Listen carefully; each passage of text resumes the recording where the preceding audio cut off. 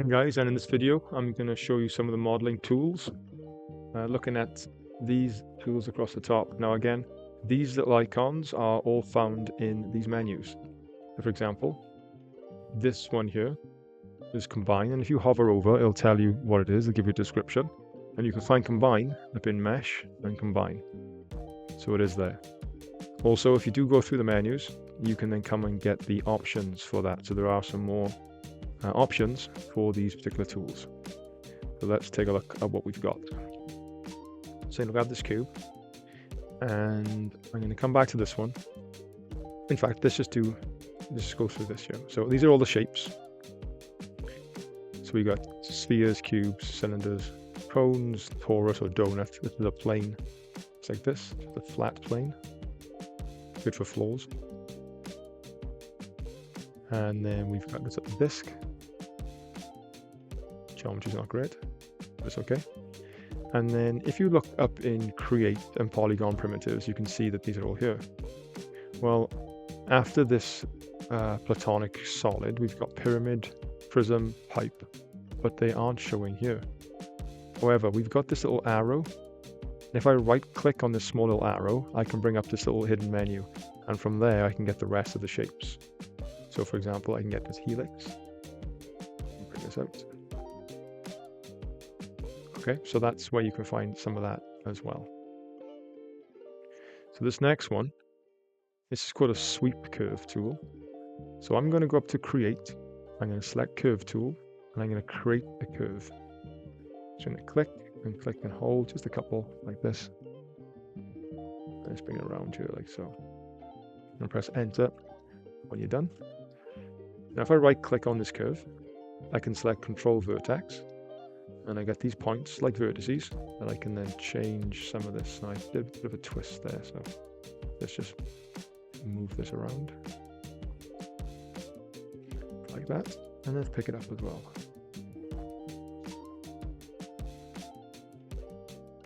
And with the curve tool selected, back into right click, object mode, I hit this sweep mesh, and now I've got this pipe, for example. And it comes with all this information on the right hand side, all these different options in the attribute editor. For example, I turn on my wireframe on shaded, this little button up here, so I can see the wireframe. I can do the size. And remember guys, keep pushing forward on your creative journey. I can do a distribution, so distribute, and then I can change to 3, 4, 5. So you can really play with some of the settings and dive into get a different variation of what you want, depending on what you want. So sweep, so it goes around in a circle, and when it's a sweep, so this is the kind of coverage of it.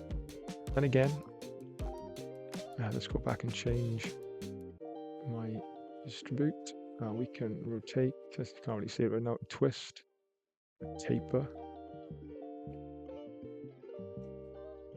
or I can change at the top to a rectangle, and that will give me something different, or a line, or an arc. So have a little play with that sweep curve. It might give you a cool little design somewhere. Good for ropes and things like this. It can be used for shoelaces. I've used on it before as well. So yeah, a sweep curve, kind of cool. Next, text. So if I click on it, I get some 3D text, and then on the right hand side is where you type. So I'm going to type in Ryan like this, or Maya.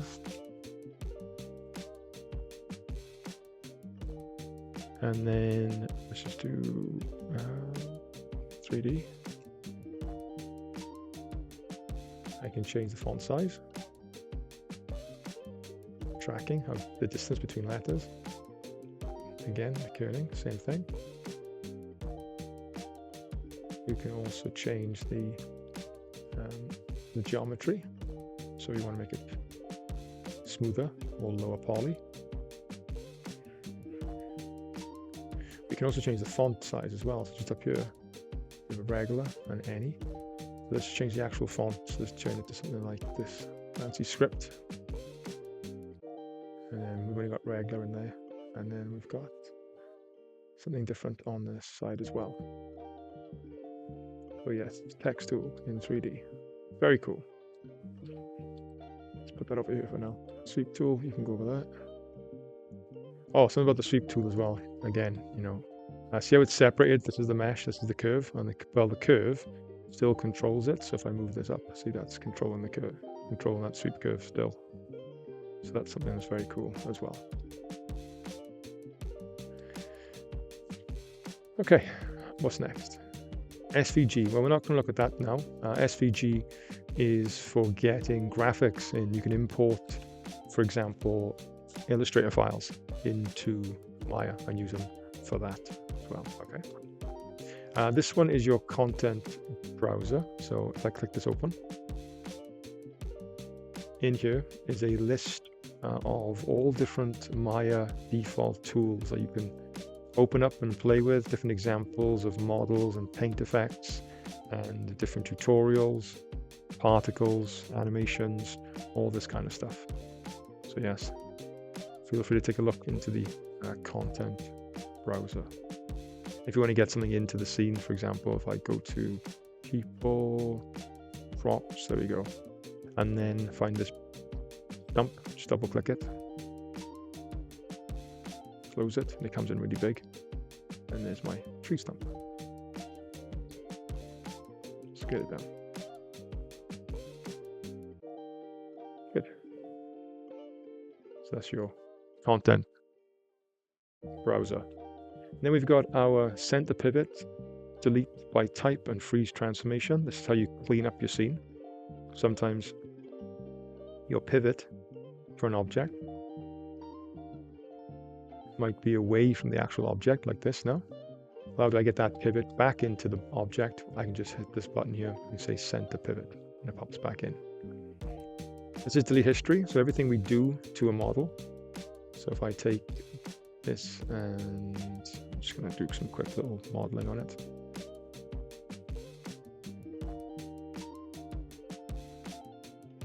So all that what I've just done has been logged, and you can see how it's been logged across here. If I look at my channel box, poly split, tweak and extrude. Well, sometimes if this can get relatively large, and a big list will happen, especially if you're pushing and pulling all these different vertices and textures, edges and materials, faces and all these different things. So everything you do to a model gets logged, and we want to delete the history because that can slow down our Maya, that can bog down our work scene. So if I just hit this button here, delete history, now all that clears out and empties out. So make sure we do that as well. And freeze transformations, that's for keeping things in its new rightful position. So let me say that if I was to work on animation and I wanted this is a plane of floor, and I had these objects on the floor like this. Maybe I was building a scene of some kind. And if you look in the channel box, it has information in the translate Z. Well, if you ever give this to anybody, say you're working in a team, you want to make sure that they know where it lives and that it permanently lives there. So if I bring in an object into the world, notice how it has 001s. It is as default. Well, how do I make these 001s and take this information away? Well, I can freeze its new position.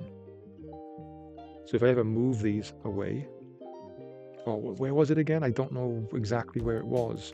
And if you have information in there, you can remember all those little numbers, 18.2 or 6.4 or whatever it is in X, Y, and Z for translate, rotate, and scale, and that can become really problematic. Or I can just freeze it, and if I ever move it, I can just put 0 back in here, and it pops back into its new default position.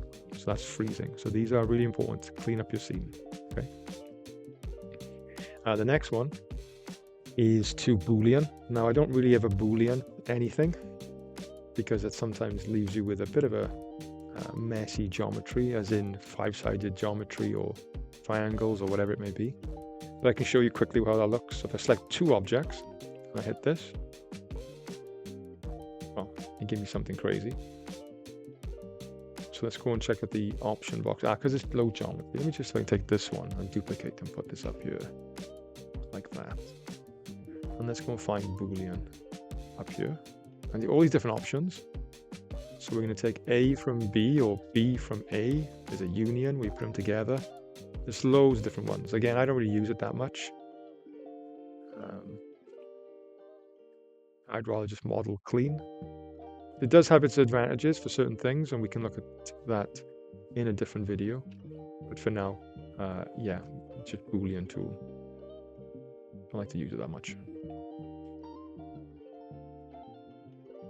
What's next? This is combine. So I take two objects, see, move them together.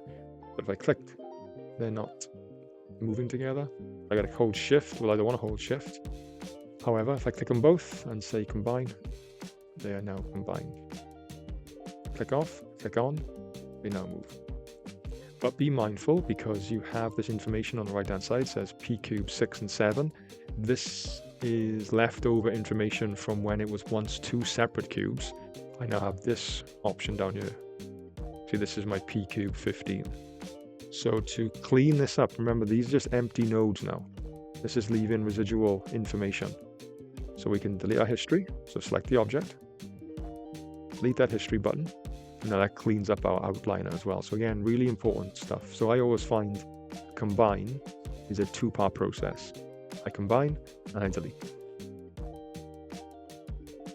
Good. Then you have an extract. So I can take this here, right click, go to face mode, click on a face and say extract. And now I've taken that off the model. So I'm moving that separately from it. I've extracted it from it.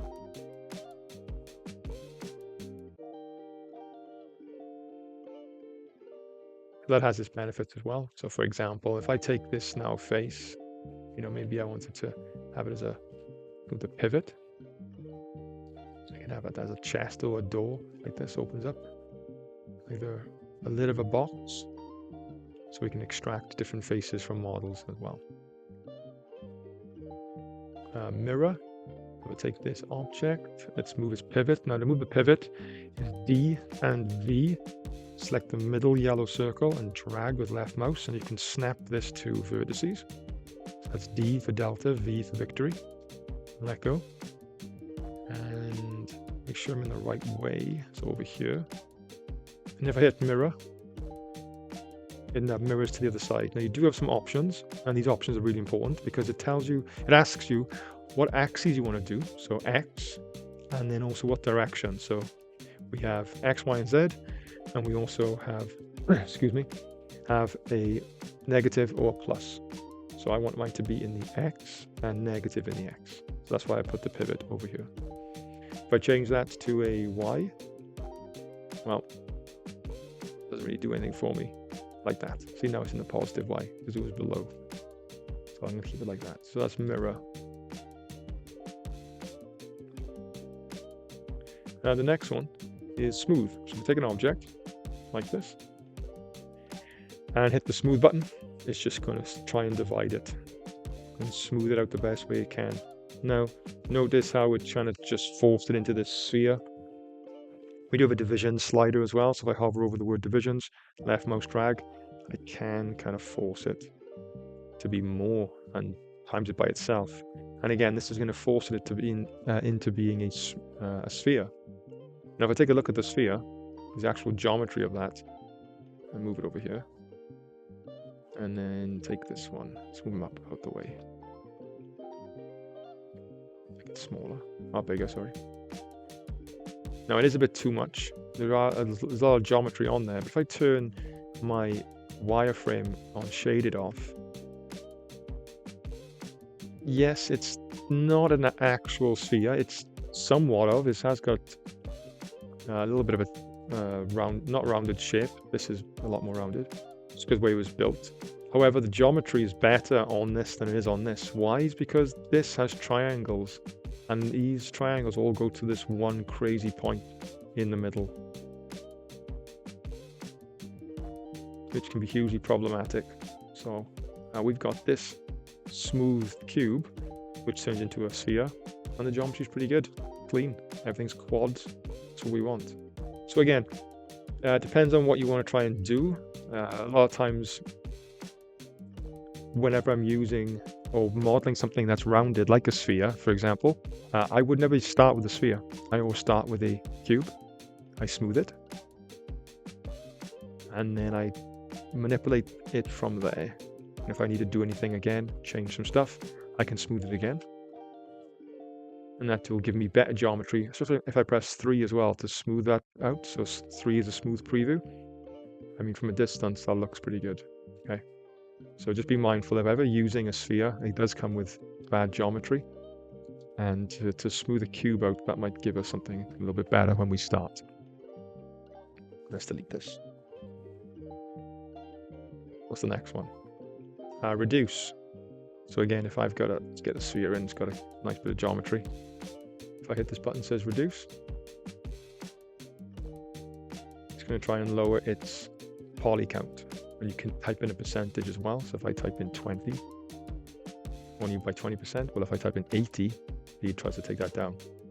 And that might be an object shape that you want too. So again, we can do something with that if need be. So that's how to reduce. We've also got remesh, which will change the mesh for us, try to make a better, cleaner version of the mesh. And also this one is retopologize. So we have reduce, remesh, and retopologize. These 3 icons are really used for when we have a low poly model and a high poly model. And our high poly model will have all this information on, but sometimes we need to get that information and map that onto a low poly. If we're ever in a program like ZBrush and we're sculpting, that's where we can sculpt our high poly. Unfortunately, Maya can't take all those poly count. It's just too many polygons for Maya to function properly. So we extract all the information from that high poly model and we can wrap it around a low poly version, and then we can start to what's called retopologize. So we're trying to build better edge flows. We're trying to build just a cleaner looking model so that our high poly can map a lot better, and also the programs can run it a lot smoother as well. Okay, so those 3 icons are for that low-high workflow between different programs, and that really helps you with that. Okay. In this kind of demonstration, there's no real need to show you that, but again, just be mindful of those. And here, and you can find them up in mesh, reduce, remesh, and retopologize. And there are further options for those as well. All right, so the next one is extrude, and this one is really popular, and it's really powerful, but also quite dangerous. So if I take this cube, right-click, select the face, click it, and then hit Control-E, or hit this button, I now get these handles. Now these handles, they give me cubes for scaling and cones for moving. So if I want to scale this face in, well, I can't scale it this way. See, nothing's happening, right? I can't put it in itself. But if I drag this one in and this cube up, I now have extruded a face in. I've scaled that face in. Let's do it again. So click this face.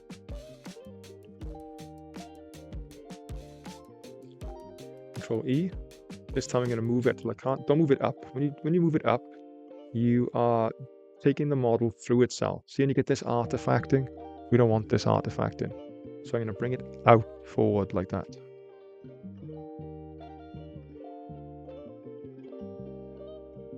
And then take maybe these ones. Hold Shift. Control E. Just bring this out as well.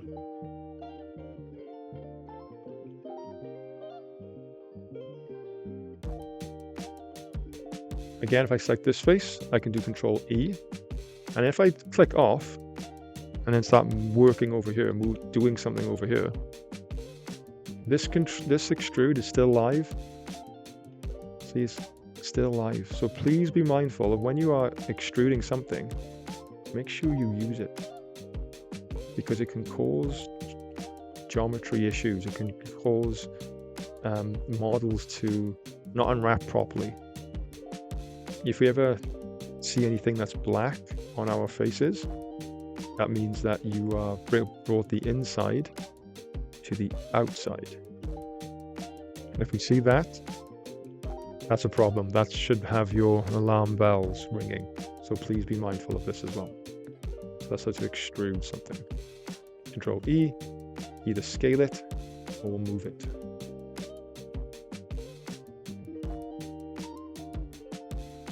Now the next one, let's get a cube. Another cube, I need to get a clean one. Bring it down here. And if I go to my channel box, if I click on the Polycube 2, if I click here, I can change its default divisions in width, height, and depth. If I select those three and type in something like 10, I've now divided this 10 by 10 by 10. That gives me a lot more geometry. If I select these faces and do a Control E and bring it out, that's fine. If I take it in, that's a problem. See, now I'm getting these black faces. They're occupying the same space. We can't have this. However, we do have a smart extrude. So if I click on this one and bring it out, that's fine. But also look what happens when I go in. See, it's much nicer. Again, we will have to clean up some of this edge flow, but the smart extrude is very smart.